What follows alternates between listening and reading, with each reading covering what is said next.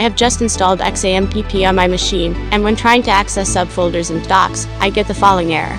Object not found. The requested URL was not found on the server. If you entered the URL manually, please check your spelling and try again. If you think this is a server error, please contact the webmaster. Error 404 localhost. I'm going to tell you why you are having this problem. You're having problem because the object really doesn't exist in your docs directory. To locate your docs directory, go to C drive.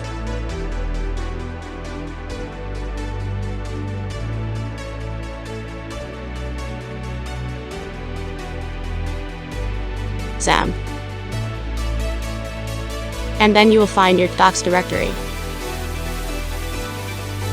Manually create a folder and paste your files in there.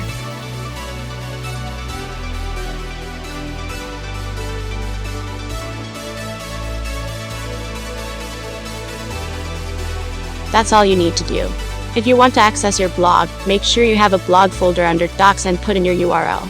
If you found this video helpful, please subscribe and like this video.